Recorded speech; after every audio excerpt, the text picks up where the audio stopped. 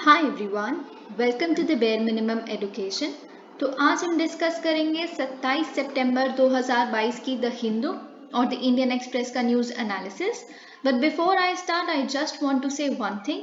In case you find my videos of some real help, you can let me know that by commenting below, liking the video and subscribing to my channel if you haven't done that. और मैं आपको ज़रूर recommend करूँगी, ज़रूर इस बात पे emphasise करूँगी कि अगर बाय चांस आपने मेरी 24 सितंबर की वीडियो नहीं देखी है अभी तक, तो please go and give it a watch.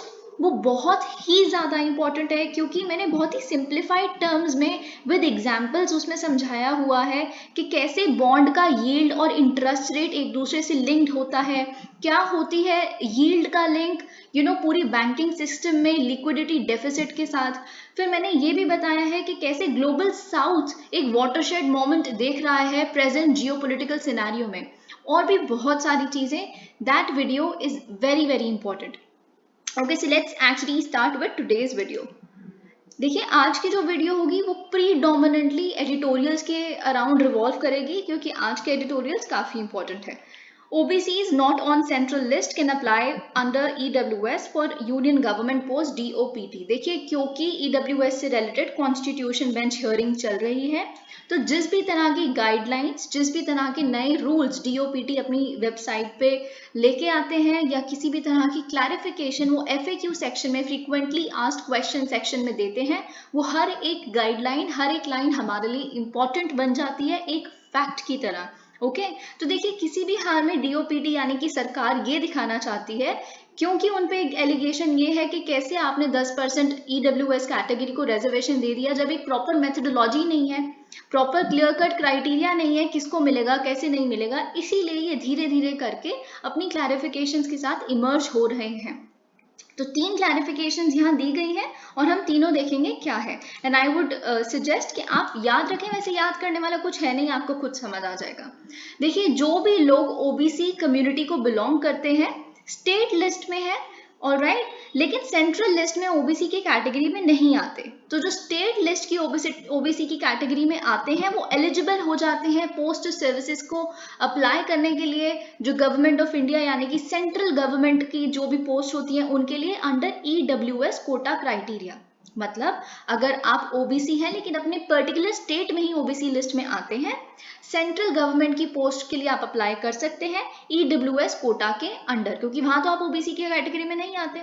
Okay, provided मतलब सिर्फ तभी ऐसा होगा जब आप जितनी भी रिक्वायरमेंट्स OBC EWS की कैटेगरी में आने के लिए चाहिए होती हैं वो भी सारी आप फुलफिल करते हैं, जैसे 8 लाख वाला जो एक बेंचमार्क है, और भी जो हाउस का 1000 स्क्वायर फीट वाला, और भी बहुत सारी जो ऐसी चीजें हैं, आप अगर आप उन रिक्वायरमेंट्स को फुलफिल करते हैं then you are most welcome to apply for that. ये department of personnel and training ने FAQ सेक्शन की लिस्ट में इस चीज के लिए क्लैरिफाई किया है। दूसरी बात यहाँ पे इन्होंने क्या क्लैरिफाई की है, देखिए, इन्होंने लिखा है FAQ की लिस्ट में, जो इन्होंने स्टेट और यूनियन टेरिटरीज को पिछले हफ्ते इशू की है, उसमें लिखा है कि जो भी मेंबर्स SC और ST कम्युनिटी को बिलोंग करते हैं वो नहीं अप्लाई कर सकते EWS की कैटेगरी के लिए, क्योंकि वो ऑलरेडी रिजर्व्ड कैटेगरी में आते हैं। They are actually getting a bunch, मतलब बहुत काफी हद तक उनको रिजर्वेशन हर जगह मिल चुकी है, तो वो EWS कैटेगरी के लिए अप्लाई नहीं कर सकते, इवन दो वो even if the state of residence does not recognise that community as an SC और ST। ठीक है, चाहे आप स्टेट लिस्ट में SC ST हैं चाहे नहीं है, आप सेंट्रल लिस्ट में हैं, तो बस इतना बहुत है। अगर आप सेंट्रल क्राइटेरिया के हिसाब से SC या ST कम्युनिटी को बिलोंग करते हैं तो आप EWS कैटेगरी के लिए नहीं अप्लाई कर सकते। ओके, अब देखिए, यहाँ पे एक और चीज लिखी है, जो थर्ड गाइडलाइन इन्होंने निकाली है वो ये है कि DOPT ने ये भी क्लैरिफाई किया है कि अगर बाय चांस कुछ EWS की वैकेंसीज हैं किसी गवर्नमेंट इंस्टीट्यूशन में जो वेकेंट रह जाती हैं, यानी कि इतने EWS कैटेगरी के बच्चे ही नहीं हैं जो पेपर को क्लियर करते हैं, एग्जाम्पल ले रही हूँ मैं कि EWS की जितनी सीट उस साल अवेलेबल हैं, तो फिर कैसे आप भरोगे उसको। तो इस जगह DOPT ने कहा है, देखिए, उस केस में जनरल कैटेगरी के बच्चे, अगर कोई ईडब्ल्यूएस कैंडिडेट है ही नहीं तो जनरल कैटेगरी के बच्चे से हम फुलफिल करना की कोशिश करेंगे ईडब्ल्यूएस की वैकेंसीज को, ठीक है। तो बेसिकली बात ये है, रिजर्वेशन से रिलेटेड हम जब भी कुछ पढ़ते हैं तो एक क्राइटेरिया आता है कि क्या एक पर्टिकुलर ईयर की जो रिक्रूटमेंट ईयर एक पर्टिकुलर होता है उसमें जब भी कोई वैकेंसी रह जाती है तो क्या सक्सेसिव उसमें चली जाएगी, सक्सेसिव ईयर में कैरी ऑन किया जा सकता है उन वैकेंसीज को। यानी कि अगर बाय चांस 20 इस साल ईडब्ल्यूएस सीट्स निकली थी, उसमें से 15 ही बच्चे ईडब्ल्यूएस क्लियर कर पाए तो 5 रह गई वैकेंसी, तो अगले साल भी 20 निकलेंगी तो 25 हो जाएंगी इस साल की मिला के। ऐसा नहीं होगा, वो 5 इस साल की जो बच गई है वो कोशिश की जाएगी सरकार द्वारा कि उसको जनरल कैटेगरी के बच्चों से भरा जाए। देखिए बेसिकली पता है क्या हो जाता है, फिर ऐसा क्यों है कि सक्सेसिव ईयर में क्यों इसे नहीं कैरी ऑन करना चाहिए, क्योंकि फिर अगले साल के बच्चों के साथ बहुत ज्यादा नाइंसाफी हो जाती है। इन द सेंस आपको पूरा वो मेंटेन करना है कि रिजर्वेशन 50% के कैप को ना ब्रीच करे, वैसे तो अब 60% हो जाती है पर उसको कहीं ना कहीं मेंटेन करना है, क्योंकि मेरिटोरियस बच्चे, अब आप इस साल कोई ईडब्ल्यूएस कैटेगरी का नहीं है, क्या पता अगले साल मेरिटोरियस बच्चों बहुत सारे आ जाएं और उनके साथ गलत हो जाए, राइट। तो हम देखते हैं, देखिए बहुत कुछ, ये जो जापान का आप देख रहे हैं यहाँ से एक बहुत बड़ी एथिक्स की केस स्टडी भी हमारे को मिलती है। लेकिन उससे पहले मुझे आज आपके साथ बहुत सारी चीजें डिस्कस करनी है जो एक्चुअल में ग्लोबल सिनेरियो में चल रही हैं। कई टर्मिनोलॉजीज आप बहुत बार, अगर आप न्यूज इंटरव्यूज देखते हैं, आप कोई भी तरह के आर्टिकल्स पढ़ते हैं, जो सो कॉल्ड लिबरल मीडिया जो है ना, जो बहुत ही टफ जार्गन्स अपने एडिटोरियल्स में या आर्टिकल्स में इंक्लूड करते हैं, तो समझना कॉम्प्रिहेंड करना बहुत मुश्किल हो जाता है। तो हम आज डिस्कस करेंगे इस एडिटोरियल को, जो बेसिकली किसके ऊपर है। आपको पता है कि जो पहली प्राइम मिनिस्टर, पहली विमेन प्राइम मिनिस्टर बनने वाली हैं इटली की, राइट, जो मैंने आपको कल बताया था, मेलोनी, जॉर्जिया मेलोनी, उनके बारे में ये है कि कैसे वो एक मुसोलिनी एरा को वापस लेके आ सकती हैं। उनके ऊपर काफी एप्रीहेंशंस हैं उनकी पार्टी से रिलेटेड, लेकिन इसमें बहुत सारे वर्ड्स ऐसे हैं जो आपको लगता है आपको आते हैं, मतलब हम बहुत बार पढ़ते हैं इधर उधर या सुनते हैं बड़े बड़े ऑथर्स के मुंह से, लेकिन हमें समझ नहीं आती। तो 2-3 वर्ड्स ऐसे हैं, इसको रीड करने से पहले मैं आपको वो समझाना चाहूंगी कि क्या होता है।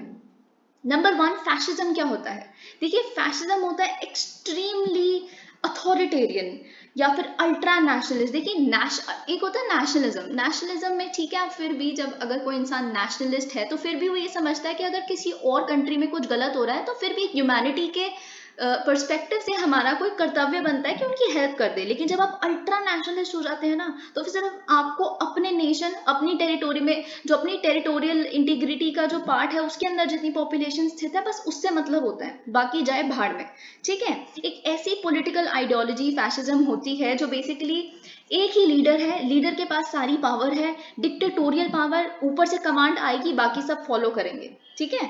मिलिटारिज्म, ऑटोक्रेसी, ये सारे वर्ड जो हैं फैशिज्म से रिलेटेड होते हैं। एक बहुत इंपॉर्टेंट फीचर जो आपको पता होना चाहिए, जो फैशिज्म को हर पॉलिटिकल आइडियोलॉजी से डिफर कर देता है, डिफरेंशिएट कर देता है, वो ये है कि ये लोग बिलीव करते हैं कि एक सोशल हायरार्की है जो नेचुरल है, इनएविटेबल है, उसको कोई नहीं हटा सकता। वो आप पैदा हुए हैं सारे संसार में, तो इसीलिए सोशल हायरार्की नेचुरल कैसे है, मतलब अगर आप देखें, अगर जैसे आप हिटलर की बात करें तो उसने क्या कहा था, आर्यन रेस जो है, आर्यन रेस सुपीरियर है, बाकी सब इंफीरियर हैं, और आर्यन रेस को ही पूरे संसार में रूल करना है, राइट, यही उसका था। तो उसने क्या बोला, ये नेचुरल है, ये सोशल हायरार्की आर्यन रेस की टॉप पे होने की नेचुरल है। अगर हम बात करें, अगर हम हिंदू पॉलिटिक्स की बात करें तो इसमें अगर हम इसे कह सकते हैं कि ब्राह्मण प्योर हैं सबसे ज्यादा, फिर उसके बाद क्षत्रिय आते हैं, फिर उसके बाद वैश्य आते हैं, फिर उसके बाद सबसे नीचे शूद्र है। तो नेचुरल इनएविटेबिलिटी है, इसके बारे में कुछ नहीं किया जा सकता, सुपीरियर ब्राह्मण है, अगर हम इस सेंस में देखें तो।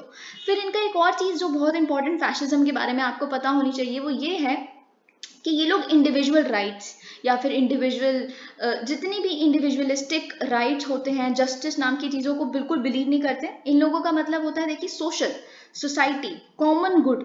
अगर आपका सैक्रिफाइस जा रहा है, जाए, कोई फर्क नहीं पड़ता, आपकी कंट्री का जो कॉमन गुड है वो सर्व हो रहा है, that is it. Individual right जैसा कोई कॉन्सेप्ट नहीं होता इनके लिए। ये हो गई फैशिज्म की बात।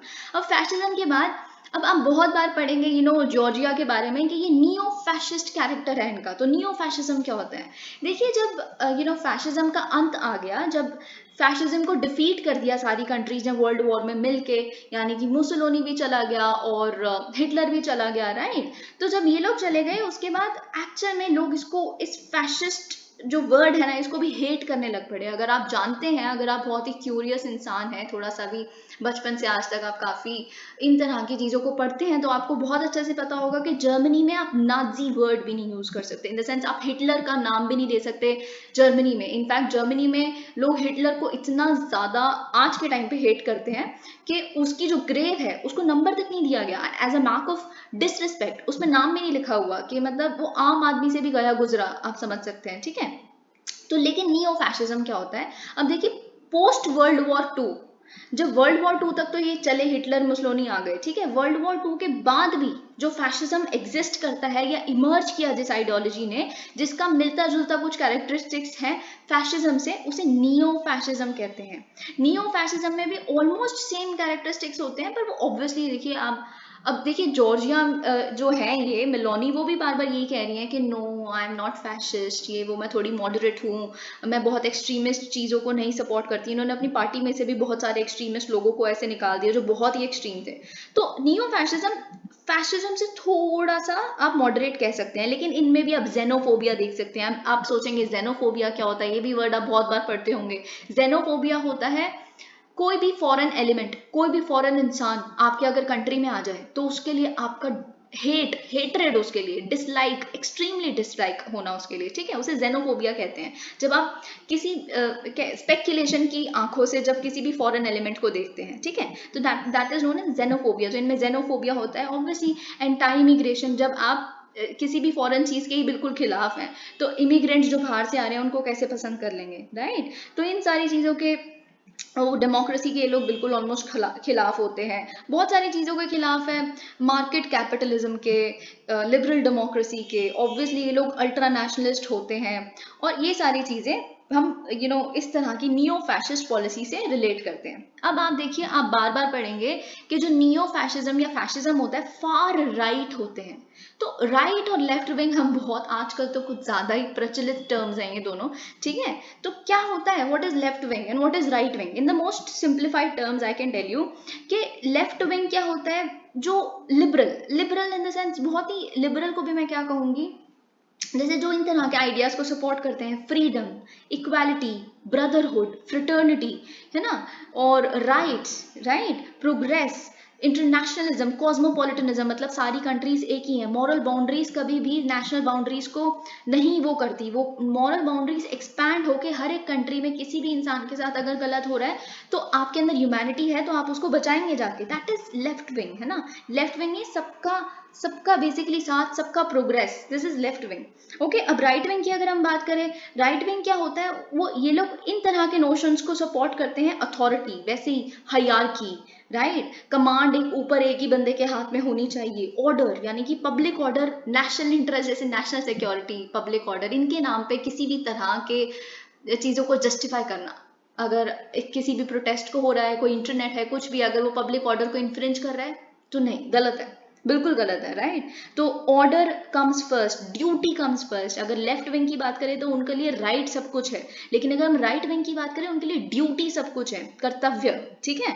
तो ये सारी चीजें, ट्रेडिशन, कस्टम, नेशनलिज्म, ये सारी चीजें हम राइट विंग के साथ जोड़ते हैं। अब आप एक और वर्ड यहाँ पे पढ़ेंगे, इसीलिए मैं बस आपको लास्ट चीज ये बता देती हूँ, फिर हम देखते हैं यहाँ पे क्या लिखा है। एक और चीज जो आप यहाँ पे पढ़ेंगे वो ये है कि जो ये इनकी पार्टी है, जो ब्रदर्स ऑफ इटली पार्टी है जॉर्जिया मेलोनी की, उनका जो रूट्स है वो मुसोलिनी को जाता है, मतलब कैसे मुसोलिनी से रिलेटेड हैं ये लोग, थोड़ा बहुत आपको बस बहुत ब्रीफली बता देती हूँ। देखिए क्या हुआ था, जब वर्ल्ड वॉर टू खत्म हो गई, उसके बाद इनका अंत आ गया फैशिज्म का, फिर उसके बाद क्या हुई, इमर्ज हुई एक मूवमेंट, इटालियन सोशल मूवमेंट, जिसे हम MSI कहते हैं। देखिए यूरोपियन टर्म्स में, स्पेशली अगर आपको पता है इटालियन वगैरह के टर्म्स में क्या होता है, जो वर्ड होता है, जैसे मैंने इटालियन सोशल मूवमेंट बोला तो MSI उसकी वो कैसे बन गई, एक्रोनिम बन गया, क्योंकि ये लोग उल्टा लिखते हैं, ठीक है, MSI। ओके, तो ये चीज आपको पता है। तो इसको फिर इसकी नींव रखी गई 1946 में। ओके एक इंसान द्वारा जिसका नाम जॉर्जियो एल्मिरिंटा था, ठीक है, दैट इज नॉट इम्पॉर्टेंट। और ये इंसान कौन थे जिसने 1946 में इस एमएसआई की नींव रखी? ये थे मुसोलिनी की जो गवर्नमेंट थी उसमें एक चीफ ऑफ स्टाफ थे, तो काफी इन्होंने क्लोजली देखा था मुसोलिनी को और ये बहुत ही ज्यादा बड़े सपोर्टर थे मुसोलिनी के। इनफैक्ट इनकी बहुत सारी ऐसी स्टेटमेंट्स थी कि आज तक का बेस्ट लीडर जो इटली ने देखा है वो मुसोलिनी है, इन तरह की स्टेटमेंट्स आप ऑब्वियसली जब उनके गवर्नमेंट के पार्ट थे तो it goes without saying. Okay तो अब इन्होंने क्या इकट्ठा करने की कोशिश की इस एमएसआई के तहत, इन्होंने जो गिने चुने बंदे रह गए थे ना उसके बाद जो फैशिस्ट सिंपैथाइजर्स थे उनको इकट्ठा करने की कोशिश की, ठीक है, बहुत सारे अलाइज ढूंढे, ऐसे बहुत मुश्किल है ऑब्वियसली। फिर जब इन्होंने 1950s और 80s में जब पोल किया तो सिंगल डिजिट इनको परसेंटेज वोट मिलता था और कुछ भी मतलब एक आधी सीट मिल गई, बहुत ही इतने साल आप लगा लीजिए 1950 से लेके अब जाके इनकी सरकार आ रही है, तो आप देख सकते हैं कितने साल बाद कितना इन्होंने, आप कह सकते हैं कि कितनी ही कम सीट मिली होगी, एक आधी सीट ऐसी, ठीक है। लेकिन बात आप देखने वाली ये है कि चाहे इनको सिंगल डिजिट सीट मिली हो, बात ये है कि अभी भी पोस्ट वर्ल्ड वॉर के टाइम पे भी कुछ तो सपोर्ट था ही ना इनको, मुसोलिनी का कुछ तो सपोर्टर बेस रह गया था ना, लोग तभी तो वोट कर रहे थे। Why would people come in numbers to vote for him, right? तो ये चीज हमें पता चलती है। फिर उसके बाद क्या हुआ, फिर एक और बंदा आया इनकी पार्टी में जिसका नाम फिनी था। तो उस फिनी ने क्या किया एक्चुअल में, मतलब अभी हम जॉर्जिया के बारे में देख रहे थे, फिर फिनी ने आके क्या किया, बेसिकली उसने भी इलेक्शंस वगैरह लड़े और उसने काफी अच्छा वोटर बेस निकाला अराउंड 1990s में, मतलब 40 साल बाद पार्टी के बनने के। तो फिर इसी सालों के आसपास मतलब जो यंग मिलोनी थी, जॉर्जिया मिलोनी जिनकी हम बात कर रहे हैं, जो उस टाइम पे बहुत यंग हुआ करती थी, इन्होंने मतलब देखिए जो एमएसआई है ना वो फिनी ने आके नेशनल अलायंस के रूप में रीनेम कर दिया था। तो नेशनल अलायंस जब बना ना तो इसका एक यंग, जैसे आप देखते हैं कांग्रेस का एक यूथ कांग्रेस एक वो विंग है उनकी, तो वैसे इनमें भी यूथ नेशनल अलायंस विंग थी। तो वैसे ही इसने यंग जो मेलोनी उस टाइम पे छोटी हुआ करती थी उन्होंने इसमें पार्ट लिया काफी। और इनकी भी अगर आप पिछली स्टेटमेंट्स पढ़ेंगे ना जॉर्जिया मेलोनी की भी, उनकी भी ये बहुत ज्यादा इन्होंने बहुत ही यू नो काफी सिंपथाइजर बहुत बड़ी ये दिखेंगी आपको कि मुसोलिनी को बहुत बड़ा लीडर ये भी मानती थी। बट फिर धीरे धीरे ना इन्होंने डिक्लेयर करना शुरू कर दिया नहीं जो हुआ था वो जेनोसाइड हुआ था और बहुत गलत हुआ था, ये सब फिर धीरे धीरे थोड़ा सा इनमें चेंज आया। और जो भी एंटाई ज्यूइश लॉज थे वो गलत थे, ये भी चीजें इन्होंने बोली। ये बहुत कुछ मतलब फिर इसमें अब हम चेंज देख सकते हैं। फाइनली 2012 में इन्होंने जो पार्टी बनाई अपनी को फाउंड की मेलोनी ने मिलकर, जो ब्रदर्स ऑफ इटली पार्टी, इसलिए आप कह सकते हैं बहुत सारे जो इस पार्टी के मेंबर्स हैं वो भी इस पार्टी के जो मेंबर्स हैं जैसे मुसोलिनी के आप ग्रैंड डॉटर हैं वो भी हैं, राइट? तो आप देख सकते हैं इनकी रूट्स कहीं ना कहीं वही है। तो अगर आप मेलोनी की एक और आधी स्टेटमेंट इधर उधर आप पढ़ेंगे तो आपको पता होगा कि ये क्या कहती हैं, ये कहती हैं कि ट्रेडिशनल फैमिलीज को हम दोबारा से मतलब सपोर्ट करना चाहते हैं, दोबारा से रिटेन करना चाहते हैं। ट्रेडिशनल फैमिली क्या होती है, जिसमें एक फादर होते हैं, एक मदर होती है और फिर बच्चे होते हैं, ठीक है। अब इनका इस सपोर्ट का मतलब क्या है, ट्रेडिशनल फैमिली क्या होता है, मतलब आप नहीं सपोर्ट करते उन तरह की फैमिलीज को जो क्वीर रिलेशनशिप्स होते हैं, गेज या लेस्बियंस मैरिज या इस तरह की। इनका कहना है कि ये गलत है ये सब कुछ, मतलब आप फैमिली सिस्टम को खत्म कर रहे हो। इनका जो स्टेटमेंट है, जो स्लोगन है, जो बार बार आपको बोलते हुए दिखेंगी, God, fatherland and family. Family तो मैंने आपको बता दिया, फादरलैंड से हमें क्या पता चलता है कि ये जो है ना, ये जितने भी फैशिस्ट लोग होते हैं ये लोग मदरलैंड नहीं बोलते, ये लोग फादरलैंड बोलते हैं, क्योंकि इनका पेट्रियार्कल थोड़ा सा वो है। लेकिन अब आप कह सकते हैं इंटायर पेट्रियार्कल तो सबसे बड़ा सिंबल मेलोनी का ये है क्योंकि खुद विमेन प्राइम मिनिस्टर पहली बार बन रही है, तो that goes against it. Okay, तो अब हम देखते हैं इस पूरे एडिटोरियल में क्या लिखा है। ओके तो संडे को जो पार्लियामेंट्री इलेक्शंस हुए हैं इटली में, वो फर्स्ट मेजर टेस्ट था यूरोप का रिजॉल्व कितना है कि एंटायर एस्टैब्लिशमेंट। देखिए जो अभी प्रेजेंट जो मारियो ड्रैगी, आपको पता है जो प्राइम मिनिस्टर थे, उनके खिलाफ बहुत लोग थे। प्रेजेंट जितनी भी मतलब पार्टी जो कोलिजन पार्टी बनी हुई थी उनके खिलाफ बहुत लोग थे, क्योंकि जो उनकी कॉस्ट ऑफ लिविंग हो चुकी है वहाँ पे लोगों की, वो बहुत ही ज़्यादा डेविस्टेट हो चुकी है। बहुत ही ज़्यादा एनर्जी प्राइसेस बढ़ रहे हैं जो रशिया की इन्वेजन की वजह से और बढ़ रहे हैं। फिर ऑब्वियसली और जो रिटेलिएटरी सैंक्शंस लग गई हैं मॉस्को पे, तो अब और दिक्कतें आएंगी एनर्जी प्राइस में, राइट? तो ये लोग कहाँ से एनर्जी खरीदेंगे? तो इन सारी चीज़ों के चलते हुए बहुत ही लोगों की हालत वहाँ बहुत बुरी है, इन्फ्लेशन बहुत ज़्यादा बढ़ गया है, ये सब कुछ आपको पता है। इटली वैसे भी अब बहुत सारे फिनेंशियल क्राइसिस में चल रही है। अब देखिए बात यहाँ पे ये लिखी है, जो रिजल्ट्स हैं जिसने बनाया है फाइनली बना देंगे ऑलमोस्ट जॉर्जिया मेलोनी की, जो ब्रदर्स ऑफ इटली पार्टी को एक बिगेस्ट वोट गेटर। देखिए बात क्या है, ये क्यों देख रहे हैं हम ऐसा, क्योंकि एक ट्रेंड चल पड़ा है पूरे कॉन्टिनेंट में, पूरे यूरोप में फार राइट पार्टीज के फेवर में। जैसे आप देख सकते हैं कॉन्जर्वेटिव पार्टी, जो लिज ट्रस्ट जिसकी मेंबर है, इससे पहले बोरिस जॉनसन हुआ करते थे इटली में, आप अब इन्हें देख रहे हैं, राइट। तो ये सब क्यों है, देखिए आपको मैं एक और बात बता देती हूँ, एक और फैक्ट जो आप याद रख सकते हैं, समझ सकते हैं। ये जितने भी फासिस्ट लीडर्स होते हैं ना, ये कब कैसे इमर्ज हो जाते हैं, ये लोग क्या करते हैं, जिस तरह का अगर कोई इस तरह का पॉलिटिकल क्राइसिस आता है, अनएम्प्लॉयमेंट आ जाती है या फिर फाइनेंशियल क्राइसिस आ जाता है, तो ये लोग उसको एक्सप्लॉइट करने की कोशिश करते हैं, उस पर्टिकुलर सिचुएशन को। लोगों को कहते हैं देखिए क्यों हो रहा है इकोनॉमिक क्राइसिस, आप सोचने की कोशिश करिए, लोगों को ऐसे कन्विंस करते हैं, और लोग कन्विंस होंगे, आम आदमी को आप जैसे समझाएंगे वो कन्विंस होंगे आपके साथ। ये कहते हैं कि देखिए अगर बाई चांस ग्लोबलाइजेशन ही ना होती, लिबरल डेमोक्रेसी जैसी चीज ही ना होती, तो हम नहीं डिपेंडेंट होते ना, हम कभी डिपेंडेंट ही ना होते उनके ऊपर, रशिया जैसी कंट्रीज के ऊपर, या go to hell with USA, इन तरह की कंट्रीज, या यूरोपियन यूनियन को कॉन्सेप्ट को भी ये लोग बिलीव नहीं करते बिल्कुल भी। यूनियन शूनियन कुछ नहीं होनी चाहिए, एकमात्र जो आपका फादरलैंड है वही राइजिंग पावर में इमर्ज करना चाहिए, ठीक है। तो इनका ये कहना था देखिए क्यों आप सफर कर रहे हो, क्योंकि आप डिपेंडेंट हो ना एनर्जी के लिए रशिया पे।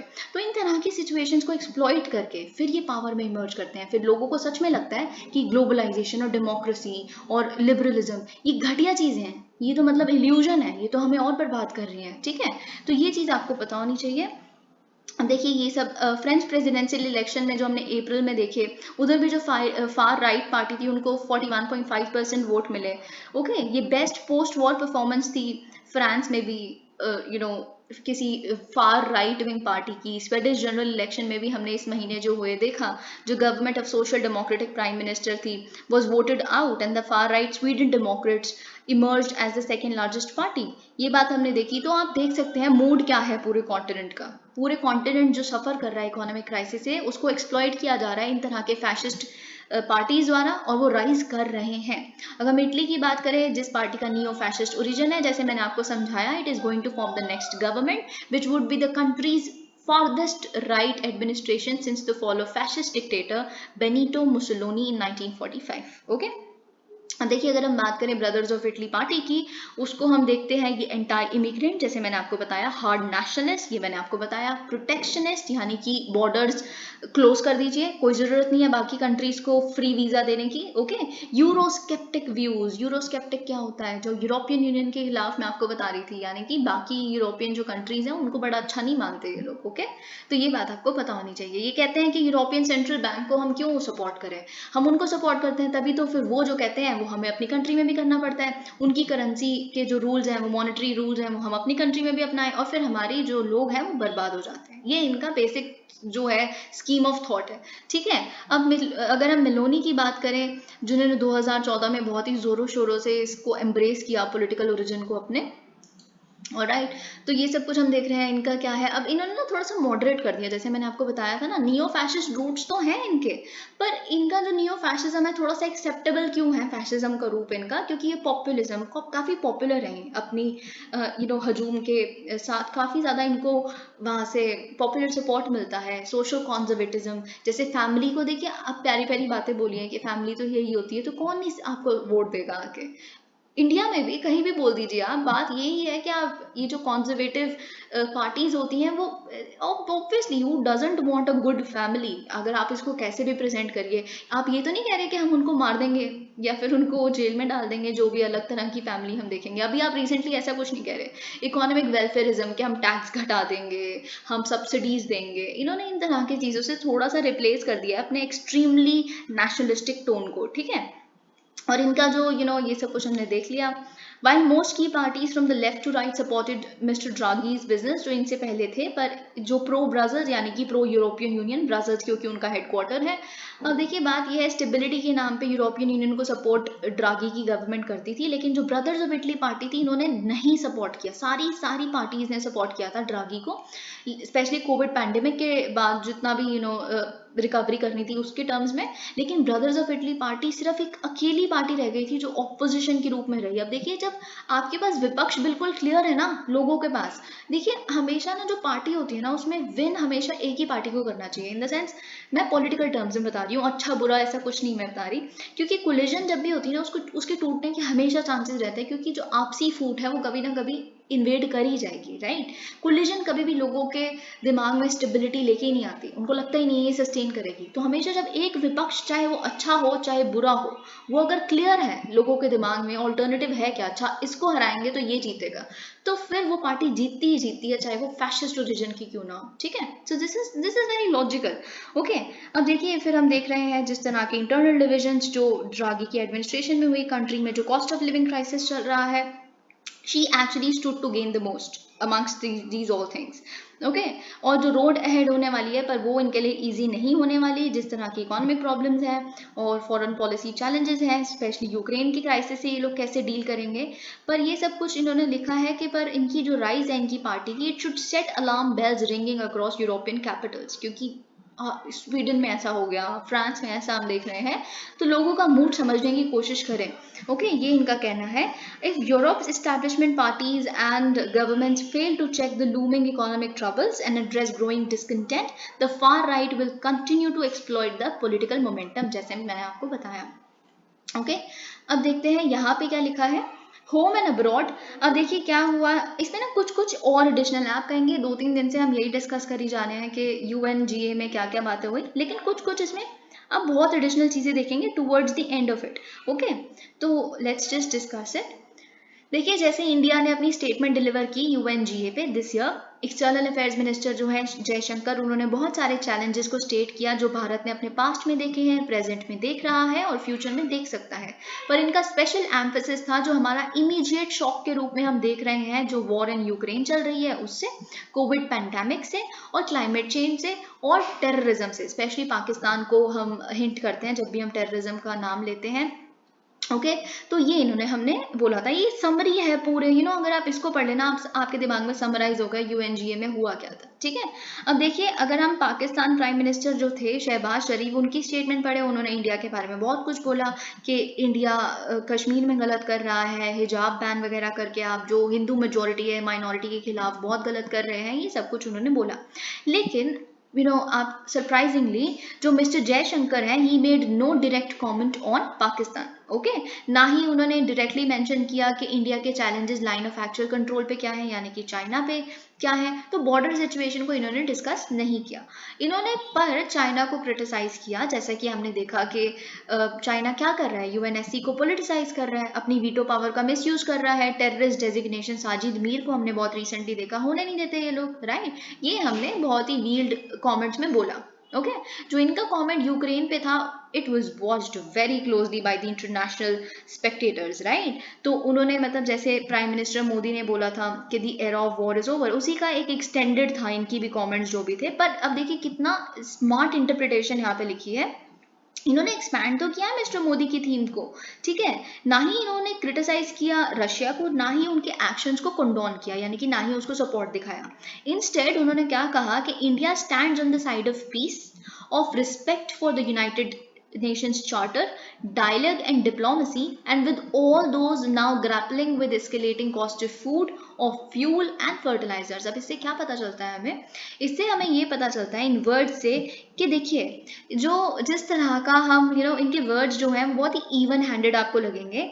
और ग्लोबल स्टेक होल्डर्स को क्या कंसीडर करना चाहिए, देखिए रिस्क सिर्फ रशिया से नहीं आ रहा, राइट। जो कॉन्फ्लिक्ट यूक्रेन में चल रहा है वो रशिया की वजह से, ये सारे हम फूड फ्यूल फर्टिलाइजर स्कैरसिटी नहीं देख रहे।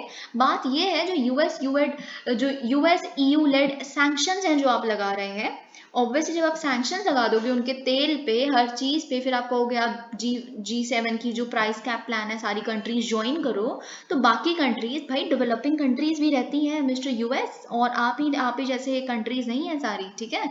तो आप उनके साथ जिनको नहीं मिल रहा कुछ, उनके ऊपर क्यों अपनी जबरदस्ती थोप रहे हो। आप कह रहे हो चाइना के साथ डील मत करो, ये मत करो, रशिया के साथ जो डील करेगा हम ये कर देंगे, तो कम ऑन। तो इस तरह से हमने यूएस को भी टारगेट कर दिया यानी कि सैंक्शंस को भी टारगेट कर दिया, which could actually exacerbate global economic fragmentation and inflationary trends, जो उन्हीं की कंट्रीज को बहुत ही बर्बाद कर देगी, मुझे तो कभी कभी लगता है. But obviously what Putin is doing is also something, I think he miscalculated his own action very wrongly, मतलब बहुत ही गलत सेंस में. अभी हम देखेंगे, उस पर भी एक एडिटोरियल आया है डॉक्टर सी राजा मोहन द्वारा, तो हम उसको भी देखेंगे इंडियन एक्सप्रेस में. Above all mister Jaishankar held what he called the new India under mister Modi. New India under mister Modi यानी कि जो हम विश्व गुरु बनना चाहते हैं, ये बात आपको पता है, मिस्टर मोदी की लीडरशिप के अंडर जो हम क्या देखते हैं, न्यू इंडिया जो इंडिया को एक डेवलप्ड नेशन बना देगा 2047 तक. ठीक है, अभी मैं आपको एक ट्रिक बताऊंगी जो आप हर चीज में यूज कर सकते हैं, आपका एक स्टेपल कंक्लूजन बन सकता है, वो भी बताऊंगी नेक्स्ट एडिटोरियल को डिस्कस करते हुए. ठीक है, तो इन्होंने क्या ऐड किया मिस्टर जयशंकर ने, उन्होंने बोला कि हम रेडी हैं बिल्कुल, ये बात आपको पता है कि हर रिस्पॉन्सिबिलिटी को लेने के लिए ग्लोबल बॉडी की. ठीक है, और हम reformed United nation security council को भी सपोर्ट करते हैं. ओके, और उन्होंने स्पेशली ये भी लिखा कि हम डेवलपिंग कंट्रीज के वो है लीडर हैं, और हम जिस भी तरह का उनके साथ डिस्क्रिमिनेशन या इनजस्टिस ग्लोबल साउथ के साथ हुआ है, वो बिल्कुल it should actually be there should actually take place a righting of the injustice that has happened to the global south. Okay, अब देखिए एक साल में क्या होने वाला है, अभी इसी साल के दिसंबर 2022 में हम G20 प्रेसिडेंसी भी लेने वाले हैं, लेकिन G20 समिट जो होने वाला है will no doubt test the will and ability of the Modi government to play the role of uniter, global uniter. देखिए मिस्टर मोदी ने और मिस्टर जयशंकर ने क्या बोला, स्पेशली मिस्टर जयशंकर ने, कि इंडिया क्या करता है एज अ ब्रिज, एक पुल की तरह काम करता है, एक ब्रिज की तरह काम करता है उन नेशंस को जोड़ने में जो पोलराइज्ड है बाय बिटर डिवाइड्स, यानी कि यूएस और रशिया, राइट, क्योंकि हम दोनों के फ्रेंड्स हैं, तो इस तरह से हम ब्रिज की तरह एक्ट करते हैं. अब देखिए ये तो G20 में हमारी प्रेसिडेंसी और उस समिट में हमारे किस तरह की स्टेटमेंट्स आएंगी, हम कितना ही ग्लोबल यूनाइटर बन सकते हैं, ये तो तब पता चलेगा. ठीक है, और ये जो गोल ऐसा है जो सिर्फ तभी अचीवेबल है अगर न्यू दिल्ली क्या करता है, सबसे पहले तो आप ग्लोबल यूनाइटर बनने से पहले एक यूनाइटिंग रोल निभाओ अपने नेबरहुड में, अपने रीजन में. ठीक है, आप पाकिस्तान, श्रीलंका, जो बांग्लादेश और ये सब कुछ है, पहले आप यहाँ तो ग्लोबल यूनाइटर बन जाओ. जो साउथ एशियन, जो अगर आप साफ्टा पढ़ते हैं, सबसे ज़्यादा वीक फ्री ट्रेड अग्रीमेंट है वो, है ना, तो आप पहले इन सारी चीज़ों को, तो सार्क को तो पहले आप स्ट्रॉन्ग कर लो, फिर तो आप कुछ और बोलना, राइट. और सबसे पहले जो आपकी कंट्री के अंदर जो इतना ज़्यादा पोलराइजिंग और डिवाइसिव फोर्सेस रन कर रहे हैं आज प्रेजेंट मोमेंट पे, आप उसे भी तो कंट्रोल करिए, उसे भी तो, वहाँ पे भी तो यूनाइटर का अपना रोल निभाइए. तो पहले अपनी कंट्री में निभाइए, फिर रीजन में निभाइए, फिर ग्लोब पे निभाइए. ये इस एडिटोरियल का हिंट है. ठीक है, तो अब देखते हैं. देखिए टूरिज्म सेक्टर जो है ना, I bet it is becoming very important for your exam perspective. आपको सच में इस चीज़ पे बहुत ही ध्यान से एकदम क्लोजली इस चीज़ को पढ़ना चाहिए. कुछ भी टूरिज्म में इमर्ज होता है, जैसे मैंने कल आपके साथ एक एग्जाम्पल आपके साथ डिस्कस किया था, pitching India as a signature destination. अब देखिए ये कौन है, जी किशन रेड्डी, आपको पता है यूनियन मिनिस्टर ऑफ टूरिज्म है. तो हम देखते हैं इस महीने की शुरुआत में क्या हुआ. जो धौलाधर रेंजेस हैं हिमालयाज की, वो setting for a gathering of state tourism ministers. जितने भी स्टेट टूरिज्म मिनिस्टर्स हैं जो हिमालयन स्टेट्स वगैरह हैं, उन सबकी एक मीटिंग हुई थी हिमालयाज में.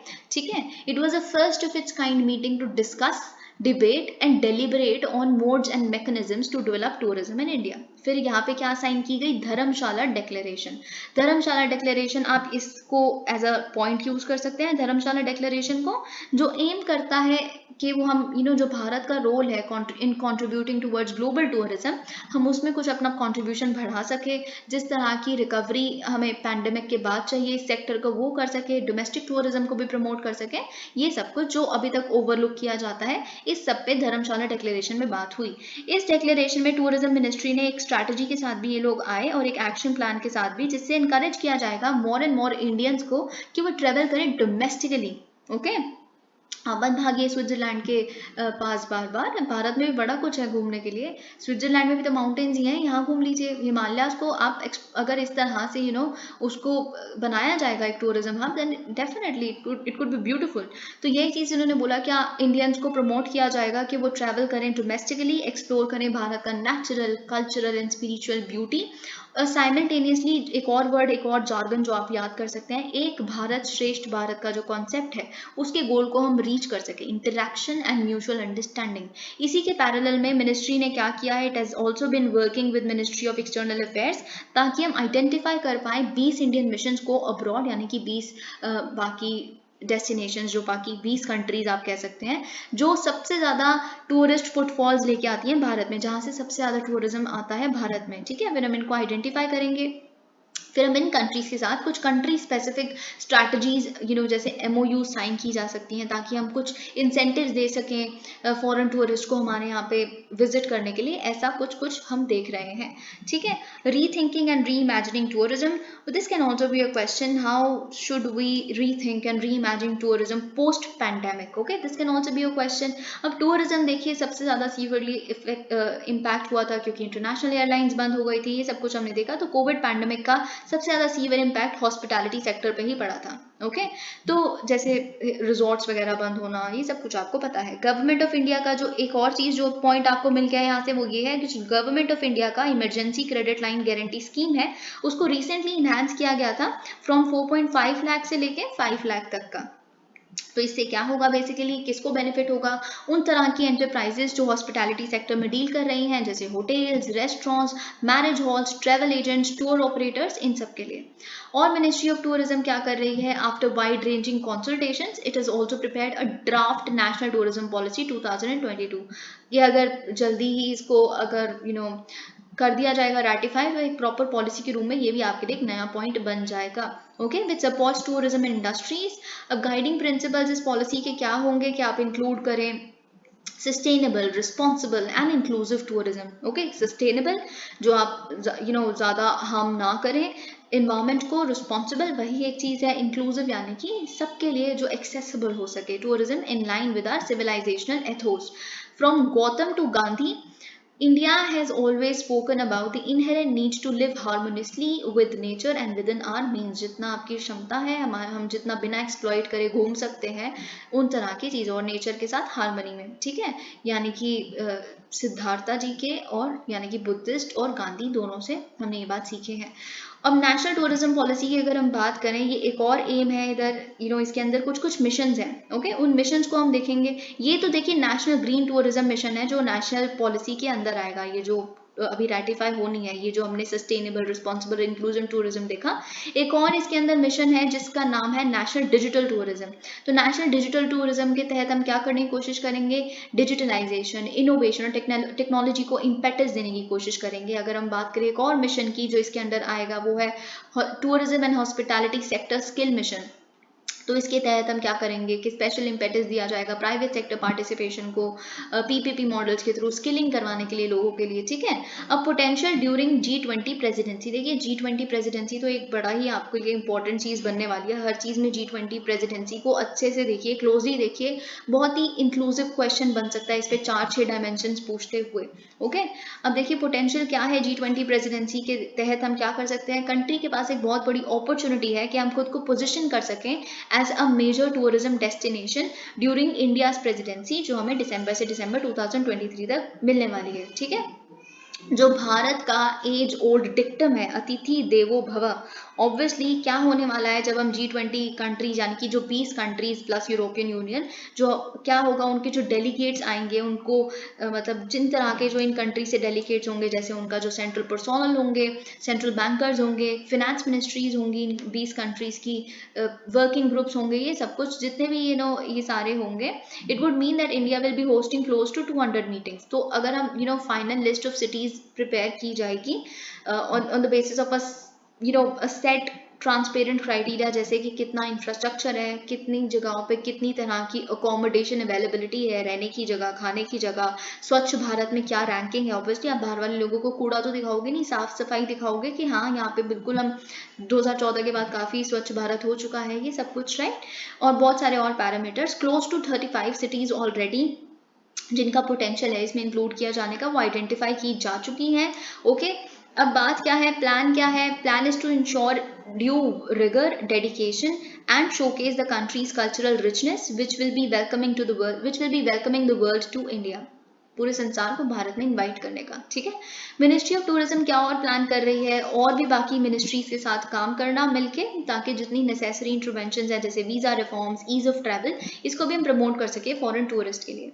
अब देखिए एक चीज जो मैं आपको बता रही थी, आपका एक स्टेपल कंक्लूजन हर चीज का बन सकता है कि हम जो भी कर रहे हैं ना, हर स्टेप बेसिकली, टूरिज्म ले लीजिए आप, सेमीकंडक्टर ले लीजिए, कुछ भी ले लीजिए, ठीक है, हम क्यों कर रहे हैं, क्योंकि India should become one of the, जैसे यहाँ पे लिखा है, India as making India as one of the world's best tourism destinations by 2047 which is our vision of new India. ये चीज आप हर जगह लिख सकते हैं, ठीक है, 2047 should be your thing. Okay, all right, अब हम देखते हैं यहाँ पे क्या लिखा है।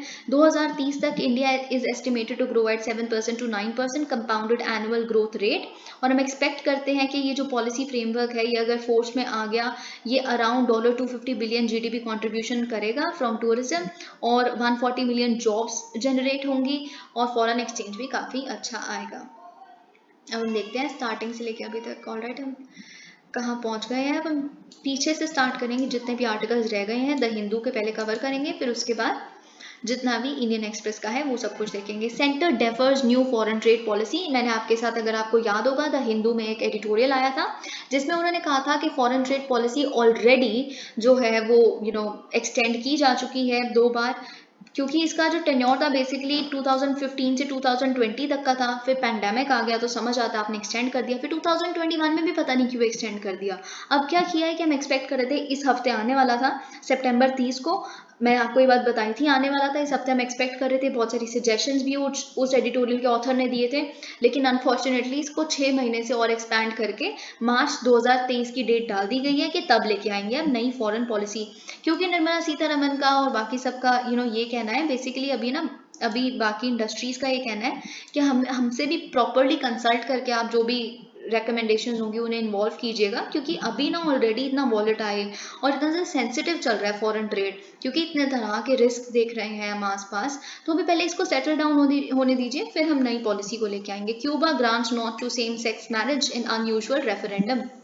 अब देखिए ये तो मतलब एक बहुत ही अलग सी चीज़ हमें देखने के लिए मिल रही है, क्योंकि जो क्यूबन कंट्री है, जो क्यूबा है बेसिकली एक कम्युनिस्ट कंट्री है, आपको ये बात पता है। कम्युनिज्म अब बचा कहाँ है, एक चाइना में रह गया है। उनका कम्युनिज्म तो थोड़ा अजीब कम्युनिज्म है, पता नहीं कौन सा कम्युनिज्म है उनका, वो खुद ही कहते हैं our communism is that with special distinctive features of China, मतलब उनका पता नहीं कौन से फीचर्स हैं। खैर फिर भी कम्युनिज्म वहाँ रह गया है, और कम्युनिज्म कहाँ है, एक कम्युनिज्म आप यहाँ देख सकते हैं, रशिया में देख सकते हैं, फिर एक क्यूबा, तो ये कुछ, एक वियतनाम में भी देख सकते हैं, ये कुछ छोटे छोटे से स्पॉट्स रह गए हैं कम्युनिज्म के, वरना जो लिबरल डेमोक्रेसी है ना वो ऑलमोस्ट हर जगह जा चुकी है। तो कम्युनिज्म से यूजुअली हम एक्सपेक्ट करते हैं कि वो कॉन्जर्वेटिज्म और इन चीज़ों की तरफ ज़्यादा टिल्ट उनका होता है, लेकिन क्यूबा का ग्रांट करना सेम सेक्स मैरिज को एक अनयूजुअल रेफरेंडम के through, it is a good step I would say. अब देखिए क्या हुआ है, इन्होंने बहुत सारे और चेंजेस किए हैं फैमिली लॉ कोड में, जिसके तहत क्या होगा कि सेम सेक्स कपल्स को मैरी करने की, अडॉप्ट करने की इन तरह के राइट्स मिलेंगे। चिल्ड्रन के भी राइट्स एक्सपैंड किए गए हैं, ग्रैंड पेरेंट्स के भी राइट्स एक्सपैंड किए गए हैं। देखिए इस नेशनल रेफरेंडम में जो डायरेक्ट वोटिंग होती है, रेफरेंडम वर्ड हम बहुत बार सुन रहे हैं आजकल, तो आपको रेफरेंडम के ऊपर कुछ अच्छा मटीरियल प्रिपेयर करके रखना चाहिए। जैसे इसमें देखा हमने, चिली में देखा, जो उन्होंने अपना कॉन्स्टिट्यूशन की अमेंडमेंट को रेफरेंडम के थ्रू देखा। फिर हमने उसके बाद अभी हम रशिया की 3 टेरिटरीज को देख रहे हैं, 4 टेरिटरीज जो यूक्रेन की ईस्ट वाली टेरिटरीज है उसमें रेफरेंडम हुआ। ये चीज़ आपको बहुत अच्छे से प्रिपेयर करनी चाहिए। ओके, तो अब देख रहे हैं हम बेसिकली इस रेफरेंडम में, ठीक है ये हो तो गया पास, लेकिन एक्चुअली बात यह है कि ऑपोजिशन भी बहुत स्ट्रॉन्ग था, 33.1% अगेंस्ट थे। अगर हम क्यूबन इलेक्शंस की बात करें, जहाँ पे कोई और पार्टी अलाउड ही नहीं है कम्युनिस्ट पार्टी के अलावा, तो वो रूटीनली प्रोड्यूस करती है victory margin of more than 90%, तो ये बात आपको पता है।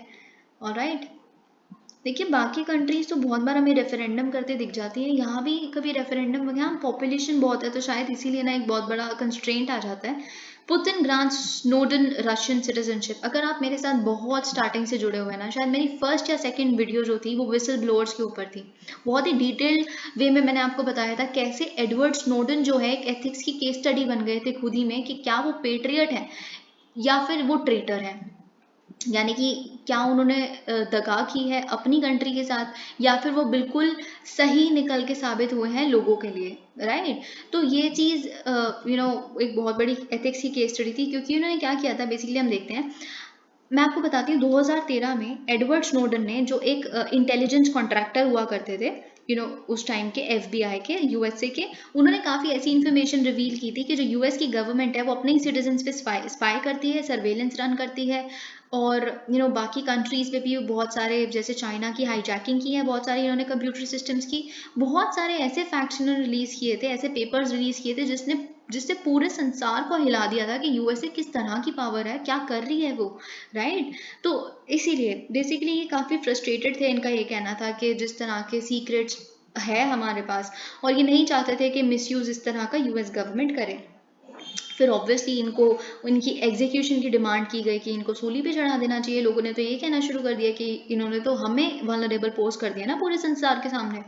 तो फिर क्या हुआ, ये रशिया चले गए, ही टुक एग्जाइल इन रशिया, और तब से लेके अभी तक ये वहीं पे रह रहे हैं, ठीक है।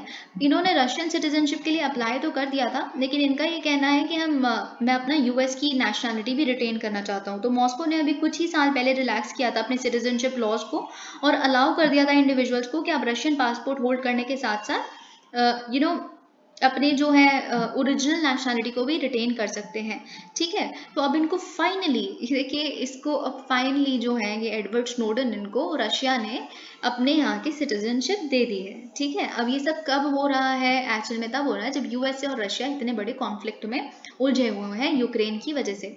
अब रशिया कुछ भी कर रहा है जिससे मतलब बेसिकली वो अपने उसको लेजिटिमेसी दे सके अपने एक्शंस को, okay. Live streaming online RTI portal, SC takes big steps on transparency.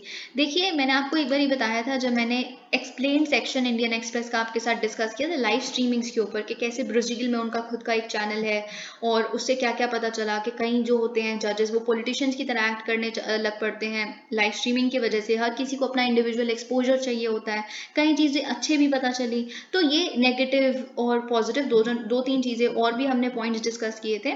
फिर मैंने आपको कहा था, देखिए क्वेश्चन जो है वो एक ब्रॉड क्वेश्चन भी बन सकता है कि कैसे जो सुप्रीम कोर्ट है वो ट्रांसपेरेंसी की ओर बढ़ गई है, लेकिन कुछ इसमें ब्लॉट्स हैं, ये क्वेश्चन बन सकते हैं। आजकल तो बहुत एक लॉन्गर टर्म क्वेश्चंस बनते हैं, बहुत ही ब्रॉड क्वेश्चंस के पिछले 7 सालों में कैसे सुप्रीम कोर्ट एक ट्रांसपेरेंसी की राह पे चल पड़ा है, ठीक है।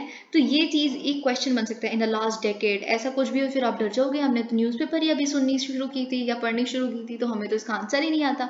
तो ये एडिटोरियल, ये जो आर्टिकल है बेसिकली इसमें बहुत सारे पॉइंट्स लिखे हैं, और इस सबको मिला के अराउंड 6-7 पॉइंट्स आपके पास लिखने के लिए बन जाते हैं, अगर वो इंडियन एक्सप्रेस का एडिटोरियल भी आपने सुना था तब, ओके। तो चीफ जस्टिस यूयू ललित ने फाइनली मंडे को अश्योर किया है एक लिटिगेंट को कि हम एक डेडिकेटेड प्लेटफॉर्म अपने लिए सोच रहे हैं, जो हम प्लान कर रहे हैं, जिसपे हम live stream supreme court proceedings दिखाएंगे, ठीक है। चीफ जस्टिस के ये रिमार्क्स जस्टिस DY चंद्रचूड़ के कुछ रीसेंट रिमार्क्स के जस्ट बाद में आए हैं, जो उन्होंने एक ओपन कोर्ट में दिए थे about the opening of a right to information portal. अभी भी इसके बारे में हम बहुत कुछ अभी डिस्कस करेंगे, ये कुछ नहीं था, भूल जाइए ये सब कुछ जो मैंने अभी तक डिस्कस किया। सबसे पहले हम स्टार्ट होता है, ठीक है, ट्रांसपेरेंसी आनी शुरू हो गई है सुप्रीम कोर्ट में, हम बहुत कुछ देख रहे हैं, फास्टर मैकेनिज्म देख रहे हैं कि फटाफट से जो भी प्रोसीडिंग होगी उसको बाकी स्टेट्स में किसी कोर्ट को पहुंचाया जाएगा, ताकि कोई भी कोर्ट कोई गलत डिसीजन ना ले ले, वही अनअवेयर ना रह जाए। एक तो ये पॉइंट मैंने आपके साथ बता दिया, यहाँ नहीं लिखा but just for your own knowledge. फिर एक चीज़ यहाँ पे लिखी है, लेकिन अब देखिए बात ये है कि आप ठीक है ट्रांसपेरेंसी कर रहे हैं, पर सबसे बड़ा नेगेटिव फैक्टर तो 2015 में जो आपने स्ट्राइक डाउन कर दिया national judicial appointments commission NJAC act को, जो 99th कॉन्स्टिट्यूशनल अमेंडमेंट थी, उसको आपने स्ट्राइक डाउन कर दिया, क्योंकि जो आपका ओपेक कोलिजियम सिस्टम है जिसके थ्रू आप रिक्रूट करते हैं या अपॉइंट करवाते हैं अपने जजेस को, वो तो ओपेक ही है, पता ही नहीं है जो क्लोज डोर मीटिंग्स हैं उसमें होता क्या है, क्या नेपोटिज्म है वहाँ पे, क्या फेवरेटिज्म है, किस बेसिस पे आप रेकमेंड करते हैं जजेस को, राइट। तो ये जो NJAC कमेटी एक बनती, जो एक प्रॉपर ट्रांसपेरेंट मैनर में वो करती, तो फिर आपने उसको ये कह दिया कि independence of judiciary is very important, it is a part of the basic structure of the constitution. तो एक ब्लॉट, एक नेगेटिव फैक्टर पता चल गया, ठीक है। अब इसके बाद लेकिन इन्होंने बहुत सारी चीज़ें इन्होंने पब्लिक ओपिनियन को अपनी तरफ गेन करने की कोशिश की। इन्होंने पब्लिक व्यूज़ मांगे कि कैसे हम ओपेक कोलिजियम सिस्टम को जुडिशियल अपॉइंटमेंट्स में जो हम यूज़ करते हैं उसको हम थोड़ा सा ट्रांसपेरेंट कर सकते हैं, जिसके तहत इनको 11,000 व्यूज़ भी पब्लिक से मिले। अब आने वाले फिर महीनों में इन्होंने क्या किया, कोलिजियम ने पब्लिश करना शुरू कर दिया अपने रेजोल्यूशंस को कि किस बेसिस पे हम किसे अपॉइंट कर रहे हैं, ये सब वगैरह सुप्रीम कोर्ट की वेबसाइट पे, जो प्रैक्टिस आज तक कंटिन्यू की जा रही है। ये सेकेंड पॉइंट, आपको थर्ड पॉइंट मिल गया यहाँ से, ठीक है। फिर उसके बाद हम देखते हैं अब उसके बाद क्या हो रहा है।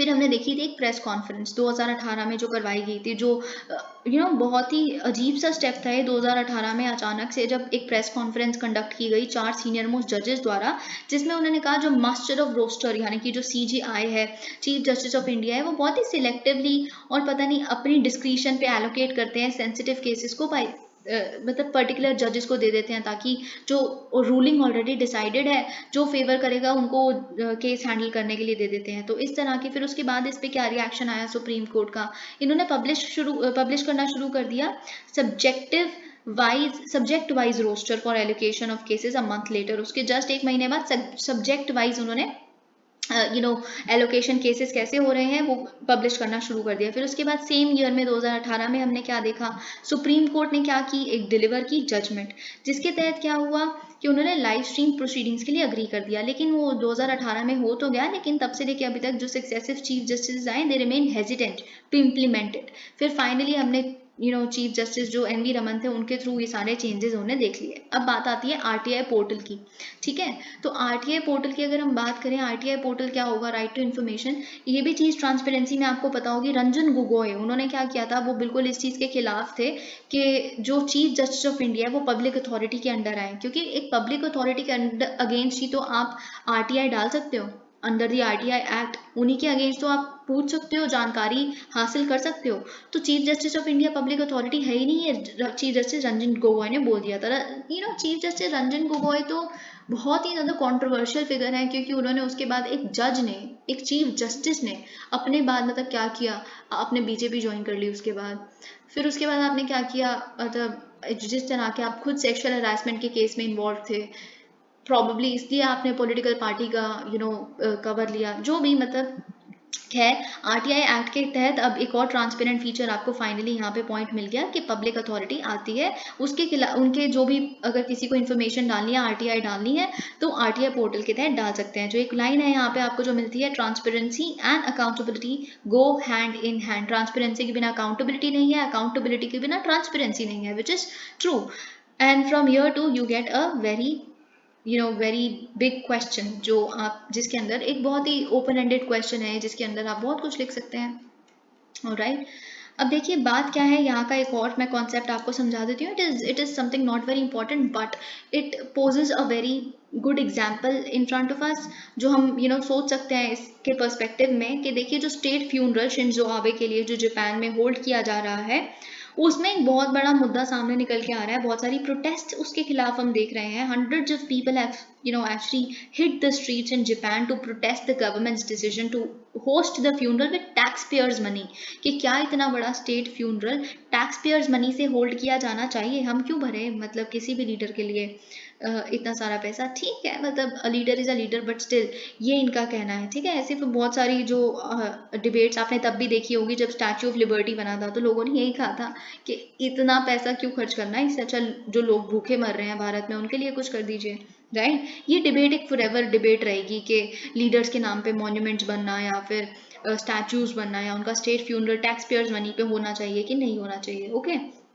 तो यहीं से हमें जापान का एग्जाम्पल मिल जाता है। बेसिकली बात सिर्फ टैक्स पेयर्स मनी की नहीं है जापान के केस में, एक्चुअली शिंजो आबे का ना लिंक पता चल गया है, टाइज पता चल गए हैं। इनकी पूरी पार्टी जो LDP पार्टी है इनकी, किसके साथ, एक कॉन्ट्रोवर्शियल रिलीजियस ग्रुप है इट इज यूनिफिकेशन चर्च। जो यूनिफिकेशन चर्च बेसिकली क्या है, इसको इट वाज फाउंडेड इन 1954, और ये क्या करता है, मास मैरिजेस करवाता है ये जो ग्रुप है, ये जो बेसिकली यूनिफिकेशन चर्च। और ये क्या क्या करते हैं, जैसे बहुत सारे इनके फॉलोअर्स जापान में हैं और बहुत सारे ये डोनेशंस मांगते हैं, इस नाम में मांगते हैं कि जो आपके एंसेस्ट्रल सिंस है, जो आपके शायद पूर्वजों ने भी सिन किए होंगे, उसकी वजह से आप आज तक भुगत रहे हो, तो उससे अगर आप you want to get rid of it, तो आप डोनेशंस दीजिए। जैसे आपके पूर्वजों ने कोलोनाइजेशन की, कोरियन पेनिनसुला की, आप इंपीरियल थी आपकी कंट्री, तो उससे आप उन सारे ब्लेम से हटना चाहते हो, तो फिर आप डोनेशन करो, और फिर ये सारे जो फिर आप पार्टी को सपोर्ट करते हो। ऑब्वियसली जब आप एक रिलीजियस ग्रुप है, उसका बहुत बड़ा फॉलोअर बेस है, तो फिर वो फॉलोअर बेस ये रिलीजियस ग्रुप जो है वो LDP पार्टी को देने की कोशिश करता है, तो इनडायरेक्टली लोगों को अब ये बातें पता चलने लग पड़ी है। तो इसीलिए देखिए बात है कि सपोर्ट फॉर मिस्टर किशीदा जो अभी प्रेजेंट प्राइम मिनिस्टर है वहाँ के, उनका भी काफ़ी सपोर्ट बेस गिर गया जब से ये बातें सामने आई हैं, स्टेट फ्यूनरल और फिर इनका लिंक जो यूनिफिकेशन चर्च के साथ। तो 29% सिर्फ इनकी अप्रूवल रेटिंग रही है लोगों के अमंगस्ट। तो इससे उन्होंने पब्लिक आउटरीच को समझते हुए इनफैक्ट अपोलोजाइज भी किया PM ने और बोला कि मैं प्लेज करता हूँ कि हम टाइज कट कर देंगे यूनिफिकेशन चर्च के साथ, ये सारी बातें। ओके, अब हम देखते हैं एक बहुत इंपॉर्टेंट टॉपिक जो है a push for the semiconductor industry. Okay, तो ये हम देखते हैं, लेकिन उससे पहले हमें ये देखना है कि कुछ चेंजेस आए हैं सेमीकंडक्टर स्कीम में। सबसे पहले हम ये देख लेते हैं, ठीक है। दिसंबर 2021 में क्या हुआ था, भारत ने अनाउंस किया था कि रफली भारत ने अपनी स्कीम अनाउंस की थी $10 billion production linked incentive scheme, ठीक है, ताकि हम इनकरेज कर सकें सेमीकंडक्टर और डिस्प्ले मैन्युफैक्चरिंग स्क्रीन वगैरह जो होती है कंट्री के अंदर उनकी मैन्युफैक्चर को, ठीक है। हमने और भी क्या अनाउंस किया था, फिजिकल सपोर्ट को अनाउंस किया था डिजाइन लिंक्ड इनिशिएटिव के लिए, DLI स्कीम के लिए, ताकि हम ड्राइव कर सकें ग्लोबल और domestic investment related to design software, ठीक है। जो सेमीकंडक्टर डिमांड है भारत में वो क्या होगा, हम ऐसा अज्यूम करते हैं, एक्सपेक्ट करते हैं कि 2026 तक वो इंक्रीज कर जाएगा टू $70 टू $80 बिलियन। ओके और क्योंकि ऑब्वियसली जब ग्रोइंग डिमांड हो रही है डिजिटल डिवाइसेस की, इलेक्ट्रॉनिक प्रोडक्ट्स की, तो चाहिए होंगे सेमीकंडक्टर्स, तो ठीक है। तो ये सब कुछ हमें पता है। देखिए कुछ चेंजेस आए हैं वेंसडे को, लास्ट वेंसडे को, वो हमें याद करने हैं, ठीक है। बाकी चीज़ें तो बहुत ही चीज़ें समझने वाली हैं, लेकिन ये हमें याद करने हैं। तो क्या आए हैं बेसिकली चेंजेस, प्रीवियस वर्जन जो होता था स्कीम का, उसके तहत क्या होता था, सेंटर ऑफर कर रही थी कि हम फंड करेंगे 30% of the project cost for 45 nanometre to 65 nanometre chip production, ठीक है। अगर इतने जो रेंज का होगा चिप प्रोडक्शन तो हम 30% प्रोजेक्ट को फंड करेंगे खुद से। हम अगर 28 नैनोमीटर से 45 नैनोमीटर तक का है तो हम 40% अपना प्रोडक्शन फंड करेंगे आपका। हम 50% प्रोडक्शन फंड करेंगे या फिर हाफ ऑफ द फंडिंग जब आपकी चिप की जो प्रोडक्शन है वो 28 नैनोमीटर या उससे भी कम है, ठीक है।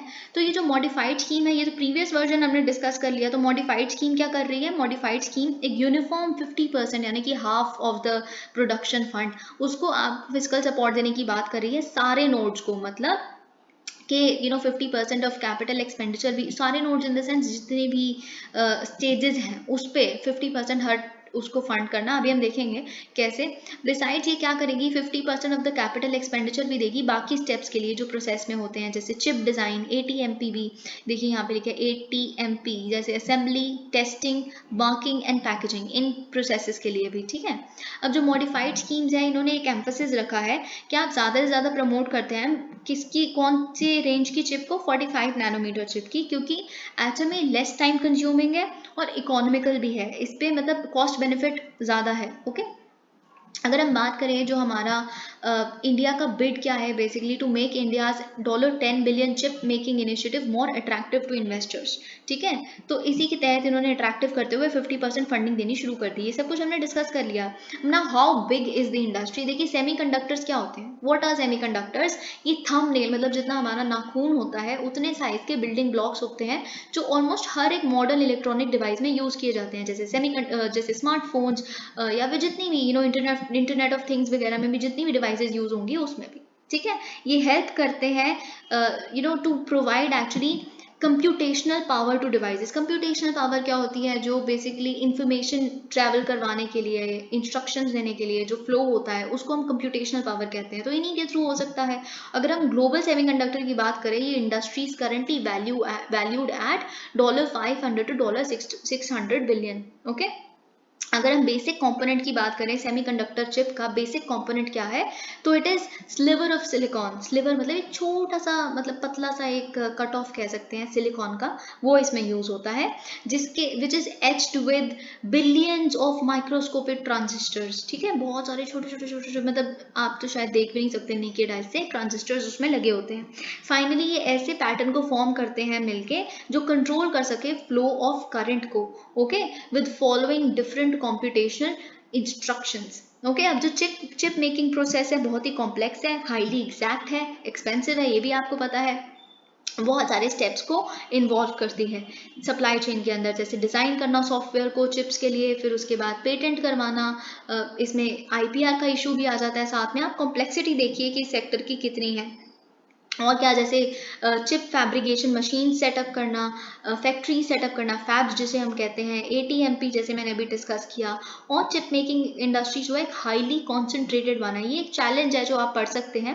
क्यों? क्योंकि सिर्फ बिग प्लेयर्स जो जैसे ताइवान है, जैसे मैंने आपके साथ डिस्कस किया था, जो ताइवान की टीएसएमसी जो कंपनी है, ऑलमोस्ट 90% तो 5 नैनोमीटर वाला जो चिप्स हैं ये लोग ही बनाते हैं मास प्रोडक्शन। तभी तो चाइना चाहती है कि इनकी इम्पोर्ट डिपेंडेंस खत्म हो जाए ताइवान पे, हम इन्हें कर ही लेते हैं, इन्वेड ही कर लेते हैं, फिर ताइवान अपना ही हो जाएगा, फिर क्या इम्पोर्ट डिपेंडेंस। ठीक है, अभी तो यूएसए भी काफ़ी इम्पोर्ट करता है इनसे। ताइवान, साउथ कोरिया और यूएस, ये 3 मेजर प्लेयर्स हैं इस सेक्टर में। ओके, ये चीज़ हमें पता है। ऑलराइट, ओके, ये सब कुछ हम देख रहे हैं। What are the challenges? अब चैलेंजेस क्या है देखिए कुछ, अब आपको पता चलेगा कि हर चीज़ इन्वायरमेंटल इशू से रिलेटेड कैसे हो रही है आजकल। जैसे मैंने आपके साथ क्रिप्टो करेंसी के साथ डिस्कस किया था कि उनका कार्बन फुटप्रिंट कितना ज़्यादा है, राइट? ये मैंने आपको बताया था, कार्बन फुटप्रिंट इतना ज़्यादा है कि इसीलिए अब उन्होंने अपनी मर्ज नई स्कीम लेके आए हैं वो लोग, राइट? तो ये सब कुछ आपको बताया था। तो वैसे ही इसका क्या, इससे क्या इन्वायरमेंटल इशूज़ आ रहे हैं वो भी हम देखते हैं। देखिए जो स्कीम है डेफिनेटली एक इनकरेजिंग मूव है चिप प्रोडक्शन के मामले में, लेकिन ये रिसोर्स इंसेंटिव है, एक्सपेंसिव प्रोसेस है। रिसोर्सेज देखिए ना, आप सिलिकॉन कहाँ से लाएंगे? मतलब अगर ये यूक्रेन वाला जो कॉन्फ्लिक्ट चल रहा है फिर तो, और ताइवान क्राइसिस हो गया कल को, तो फिर कैसे, मतलब पूरी कंट्री है तो पूरी जो बाकी कंट्रीज हैं कितने ज़्यादा उसमें आ जाएंगी, दिक्कत में आ जाएंगी, राइट? अब जो न्यू स्कीम है वो प्रोवाइड करती है equal funding for all the steps of the process. जैसे अगर हम, लेकिन बात ये है, ठीक है आप इक्वल फंडिंग 50% ऑफ द आपने बोल दिया, जो फंड है हम देंगे हर प्रोसेस के लिए, हर नोड के लिए, लेकिन आपकी स्कीम की जो एलोकेशन है वो तो 10 बिलियन ही है। तो आप हर एक स्टेज को कैसे फंड कर दोगे? आप अपनी एलोकेशन तो बढ़ाओ, बजट तो बढ़ाओ उसका, राइट? अब देखिए यहाँ पे एक चीज़ लिखी है, जो एक सेमीकंडक्टर अगर फैब यानी कि फैक्ट्री सेट करनी होती है उसके लिए इन्वेस्टमेंट चाहिए होती है फ्रॉम $3 to 7 बिलियन। ठीक है, तो फिर जब सब कुछ यही यूज़ हो जाएगा तो बाकी तरह के एक्सपेंडिचर आप कैसे करोगे? तो इनका ये कहना है कि इनिशियल फंडिंग जो एक्सपर्ट्स हैं वो ये कहते हैं, जो इनिशियल फंडिंग होनी चाहिए वो बेसिकली होनी चाहिए डिज़ाइन और R&D में। ठीक है, डिज़ाइन और R&D को देनी चाहिए, जिसमें ऑलरेडी इंडिया क्या कर चुका है, एक एस्टैब्लिश कर चुका है अपने टैलेंट पूल को। तो पहले आप डिज़ाइन और रिसर्च एंड डेवलपमेंट तो कर लो। ठीक है, और चिप मेकिंग में देखिए gallons of ultra pure water चाहिए होता है एक दिन के अंदर। तो एक्सपर्ट्स, ये है इन्वायरमेंटल इशू। ठीक है, तो एक्सपर्ट्स का ये कहना है कितना बड़ा टास्क हो जाएगा गवर्नमेंट का इन फैक्ट्रीज को, इन फैब्स को प्रोवाइड करना इतना प्योर वाटर, क्योंकि आप ड्राउट कंडीशंस देखते हो आए दिन हमारी कंट्री में, राइट? तो और स्पेशली तमिलनाडु में देखिए आप, कितना ज़्यादा वहाँ पे वाटर क्राइसिस चल रहा है। पंजाब में देखिए, राइट? ये बात आपको पता है। एक और टास्क जो गवर्नमेंट के लिए एक और चैलेंज हो जाएगा वो ये होगा, कंज्यूमर डिमांड बनाना सेमीकंडक्टर्स के लिए। Okay, and linked electronics industry as well. देखिए बात ये है, सिचुएशन ऐसी है where these ventures remain successful only till taxpayers are forced to fund required subsidies। मतलब आप समझ रहे हैं ना, जब तक इनको सपोर्ट मिलता रहेगा तब तक आप कंज्यूमर डिमांड करते रहेंगे, लेकिन उसके बाद कैसे होगा सब कुछ, खुद सस्टेन कैसे कर पाओगे आप? Okay, the euro bomb, now this is the editorial I was talking about. इसमें देखते हैं क्या लिखा है बेसिकली। देखिए पहले तो वही पूरी कहानी एक्सप्लेन की हुई है कि क्या क्या चल रहा है। अब देखिए लास्ट वीक में क्या हुआ है, रशियन प्रेसिडेंट व्लादिमीर पुतिन ने थ्रेटन किया है कि हम यूज़ कर सकते हैं न्यूक्लियर वेपन्स को against Ukraine and its western bakers. जैसे उन्होंने आपने उनकी वील्ड स्टेटमेंट मैंने आपके साथ डिस्कस की थी, उसमें उन्होंने बोला था कि जो भी हमारे पास मीन्स एट डिस्पोजल है हम उन हर चीज़ को यूज़ कर सकते हैं अपनी टेरिटरी को बचाने के लिए। ठीक है, अब देखिए इन्होंने इसको सीरियसनेस कितनी है उनकी स्टेटमेंट की, इसको रिइटरेट करने के लिए पुतिन ने ऐड भी कर दिया था कि ये ब्लफ नहीं है, it is not a bluff. इस चीज़ को आप बिल्कुल ऐसी मजाक मत समझिएगा या फिर झूठ मत समझिएगा। ओके, तो देखिए बात ये है कि ये पहली बार तो है नहीं कि रशियन लीडर रैटल कर रहे हैं अपने न्यूक्लियर नैरेटिव को। ठीक है, पहले भी जैसे ही उन्होंने यूक्रेन इन्वेजन फरवरी में स्टार्ट की थी उसी टाइम उन्होंने एक वार्निंग इसी तरह की निकाल दी थी। जैसे उन्होंने क्या किया था, अपने आर्म्ड फोर्सेस को बोल दिया था कि आप रशियन न्यूक्लियर वेपन्स हैं उनको अलर्ट पे रखिए, ताकि पूरे संसार को ऐसे डर लग जाए कि शायद एक विश्व युद्ध होने वाला है या कुछ बड़ा सीरियस होने वाला है। ठीक है, तो ये चीज़ हम पहले भी देख चुके हैं, लेकिन अब इस बार डिफरेंट क्या है एक्चुअल में, कि जो रशिया की पोजीशन है यूक्रेनियन वॉर में वो वीकन हो गई है। जो रिसेंट सेटबैक्स हमने बैटल फील्ड में देखे, राइट, जो खार्कीव रीजन उनके पास से जा चुका है, ये सब कुछ आपको पता है। अब पुतिन ने क्या किया है, मोबिलाइजेशन भी करनी शुरू कर दी है, 3 लाख मोबिलाइज किए हैं उन्होंने सिविलियंस को। राइट, ये बात आपको पता है, जो रिजर्विस्ट जिन्हें ये लोग कहते हैं। और राइट, ये भी सब कुछ आपको पता है। और उन्होंने they have actually given a call for an annexation of the occupied territories in eastern Ukraine.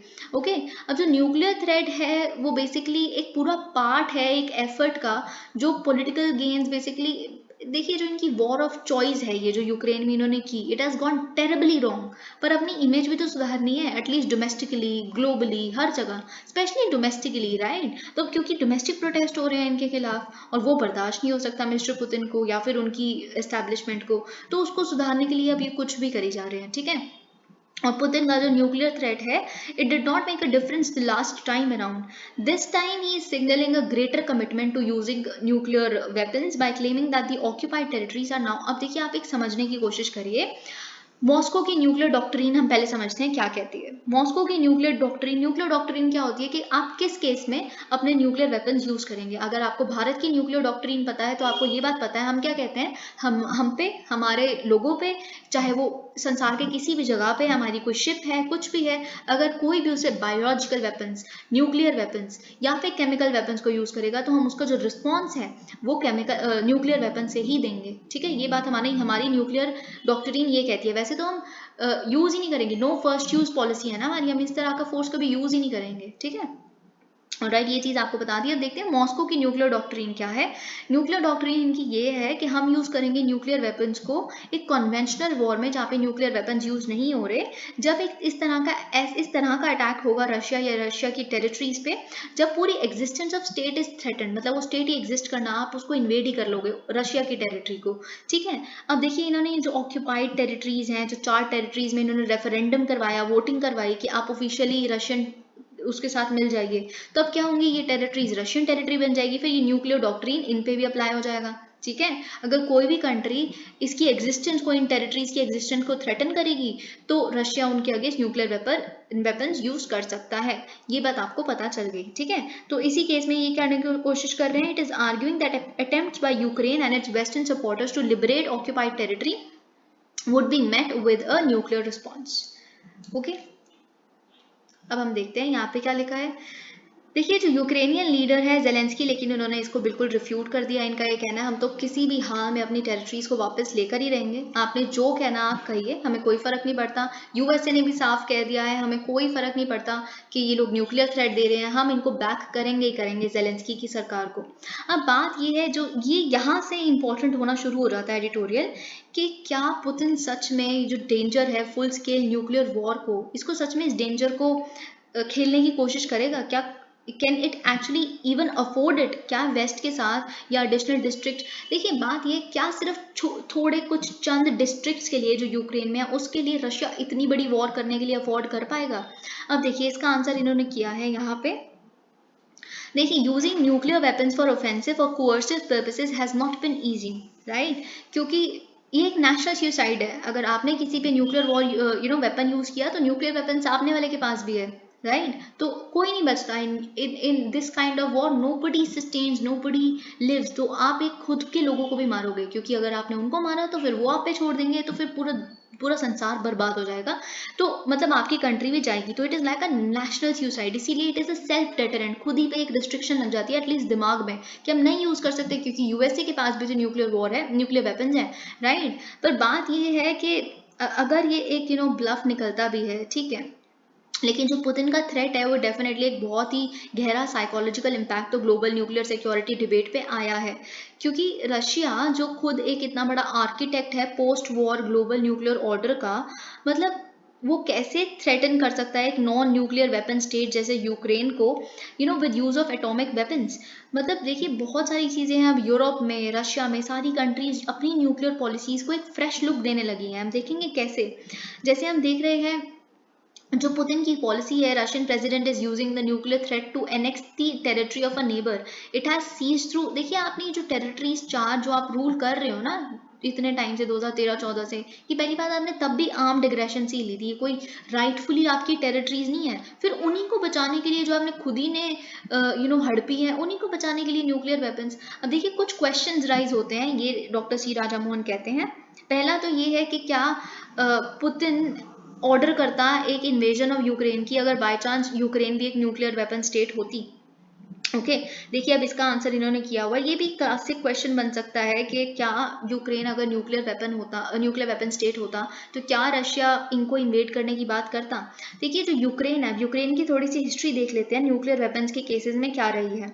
जो यूक्रेन है उसने इनहेरिट किया था एक लार्ज न्यूक्लियर कॉम्प्लेक्स को। जब सोवियत यूनियन हुआ करता था वो it actually broke up in 1991, collapse हुआ 1991 में। फिर यूक्रेन ने वॉलंटरली अपने पास जो वहां पे उन्होंने पार्क किया हुआ था सोवियत यूनियन ने न्यूक्लियर वेपन्स को, उन्हें वॉलंटरली गिव अप कर दिया, ठीक है, 1994 में। और सहमति मांगी रिस्पॉन्स में इंटरनेशनल कम्युनिटी से कि हमारी सिक्योरिटी को गारंटी किया जाएगा। ऐसे ही बहुत सारी कंट्रीज ने किया था, सोवियत यूनियन की जो कंट्रीज थी जहां जहां पे भी मिलिट्री वेपन्स पड़े हुए थे सोवियत यूनियन के। अब देखिए बात क्या है, ये जो अश्योरेंसेस थी जो उस टाइम पे इंटरनेशनल कम्युनिटी द्वारा दी गई थी वर्थलेस निकली, क्योंकि रशिया ने क्राइमिया भी ले लिया यूक्रेन से 2014 में, राइट। और जो न्यूक्लियर वेपन्स की utility in preventing aggression by big powers appears to be an enduring one. अगर बाई चांस यूक्रेन के पास आज बहुत सारे लोग हैं यूक्रेन में जो रिग्रेट करते हैं कि हमने न्यूक्लियर वेपन्स को गिव अप ही क्यों किया, राइट। पर बात ये है, अब इस बात पे कुछ नहीं किया जा सकता। इनका ये कहना है कि अगर बाई चांस हम न्यूक्लियर वेपन स्टेट होते तो कभी सोच भी नहीं सकता था हम पे ये इन्वेजन करने की। What about Europe. अब देखिए Europe has much to lose if Putin continues his territorial expansionism backed by the nuclear threat. जैसे मतलब क्या जो यूरोप है उनको कंसिडर करना चाहिए कि वो खुद के न्यूक्लियर वेपन्स बनाने शुरू कर दें, क्योंकि न्यूक्लियर वेपन्स तो किसी में भी यूज किए जा सकते हैं। देखिए ये बहुत ही ऑड आइडिया है कि ये कंट्रीज अपने खुद के न्यूक्लियर वेपन्स बनाने शुरू कर दें, क्योंकि अगर हम फ्रांस को निकाल दें जो एक न्यूक्लियर वेपन स्टेट है P5 आपको पता है यूएनएससी की, तो बाकी जो मेंबर्स हैं EU के उन सब ने वॉलंटरली गिव अप किया था न्यूक्लियर वेपन्स को और एनपीटी को साइन करते हुए। एनपीटी भी मेरे को तो लगता है एकदम ही बकवास रिडंडेंसी ट्रीटी बन गई है। कौन रुक रहा है, थ्रेट तो आपने ठीक है प्रोलिफरेशन ही करेंगे तो उसके थ्रेट भी कोई कंट्री ना दे सके, ये तो बातें करते, बड़ी डिस्क्रिमिनेटरी ट्रीटी है। आई वुड सजेस्ट कि आप एनपीटी रिडंडेंट हो गई है, ये इस टॉपिक को भी अच्छे से प्रिपेयर करें। देखिए बात ये है कि अभी तक जितने भी EU मेंबर्स हैं वो यूएस की अम्ब्रेला पे रिलाई करते हैं, न्यूक्लियर अम्ब्रेला पे, कि यूएस अगर कल को कुछ होता है न्यूक्लियर वॉर उन पे होती है तो फिर यूएस अपना न्यूक्लियर वेपन दूसरी कंट्री पे छोड़ेगा। लेकिन पिछले कुछ सालों में नेटो जो है it has come under a stress, जिसमें यूरोपियन यूनियन की कंट्रीज और यूएसए है, क्योंकि डोनाल्ड ट्रंप, आपको पता है ट्रंप बीइंग ट्रंप, उन्होंने कहा था कि हम क्यों, हमारे टैक्स पेयर्स मनी से हम क्यों उनकी डिफेंस को इंश्योर करें, यूरोपियन कंट्रीज खुद तो इतना स्पेंड करती नहीं है, अमेरिका ही करते रहे बस उनकी सिक्योरिटी के लिए स्पेंड, हम नहीं पे करेंगे। इस तरह के नैरेटिव्स आपको याद होंगे, राइट। ट्रंप ने बिल्कुल बहुत सारी चीज़ों के लिए उन्होंने उनको एक्यूज किया था अपने यूरोपियन पार्टनर्स को। और जो ट्रंप का थ्रेट था कि हम नाटो को बिल्कुल छोड़ ही देंगे, तो तभी से लेके अब तक यूरोपियन स्टेट्स ने सोचना शुरू कर दिया था कि क्या हमारी सिक्योरिटी पॉलिसी सही भी है, क्या यूएसए पे जो ओवर रिलायंस है ये गलत तो नहीं कर दिया हमने। तो ये सारी चीज़ें हम देखते हैं, बहुत सारी चीज़ें ऑलरेडी इनकी स्ट्रेटेजिक ऑटोनॉमी, यानी कि जो यूएस है वो अपनी करे, जो उनको पॉलिसी फॉलो करनी है, अगर कल को हमारा कोई डिसीजन होगा वो हमारा है, वो ऑटोनोमस होना चाहिए, राइट। तो ये चीज़ें भी कॉन्सेप्ट ये लोग सोचने लग पड़े हैं अपनी डिफेंस कैपेबिलिटीज को। जैसे हम जापान में देख रहे हैं, जापानीज लोग जो हैं, जो किशीदा हैं, he is also rethinking his security policies now, okay. तो ये सारी चीज़ें, बात ये है कि एक एलिमेंट जो इस डिबेट का ये है कि क्या यूरोप को अपने न्यूक्लियर वेपन्स भी बनाने चाहिए। देखिए ईजिएस्ट वे इनका ये कहना है ये हो सकता है कि फ्रांस, जो यूरोपियन कंट्रीज में से एक कंट्री जो फ्रांस है, उसके पास ऑलरेडी न्यूक्लियर आर्सेनल है, तो वो यूरोप को दे दे। यूरोप की डेटरेंस फ्रांस का न्यूक्लियर वेपन एक्ट कर सकता है ना यूरोप के लिए, पूरे यूरोप को बचाने के लिए। लेकिन फ्रांस ने ना पहले हमेशा से इंसिस्ट किया है कि हमारा जो आर्सेनल है वो सिर्फ हमारी नेशनल सिक्योरिटी के लिए, पूरे यूरोप का ठेका हमने नहीं लिया हुआ, ठीक है। लेकिन फिर अर्ली 2020 में जो फ्रेंच प्रेसिडेंट है इमैनुअल मैक्रन, उन्होंने थोड़ा सा चेंज किया इस अपने स्टैंड को। उन्होंने बोला कि जो फ्रेंच न्यूक्लियर स्ट्रैटेजी है हैज़ अ यूरोपियन डायमेंशन, क्योंकि जो फ्रांस के न्यूक्लियर फोर्सेस हैं वो स्ट्रेंथन करते हैं security of Europe through their very existence. Just because अगर किसी कंट्री को पता है कि यूरोपियन यूनियन की एक कंट्री यानी कि फ्रांस के पास न्यूक्लियर वेपन्स पड़े हैं, तो ऑब्वियसली एक डेटरेंट आ जाता है माइंड में कि इस पूरी कम्युनिटी के खिलाफ नहीं यूज करने न्यूक्लियर वेपन्स। ये सब कुछ आप देख सकते हैं, ओके। देखिए one of the main objectives of Putin's invasion of Ukraine was to rearrange European geopolitics in favour of Russia. उनको लग रहा था कि रशिया को ब्लैकमेल करके, यानी कि यूरोपियन यूनियन को ब्लैकमेल करके कि हम गैस नहीं देंगे, ये नहीं करेंगे, फिर वो यूएसए को छोड़ के रशिया की तरफ टिल्ट हो जाएगा। पर वो एक्चुअल में जो उन्होंने सोचा था, चेंज तो हो रहे हैं वो लोग, लेकिन कुछ और ही सेंस में इतना चेंज हो रहे हैं कि वो न्यूक्लियर वेपन्स बनाने तक की बातचीत करने लगे हैं। Thank you so much, please like the video.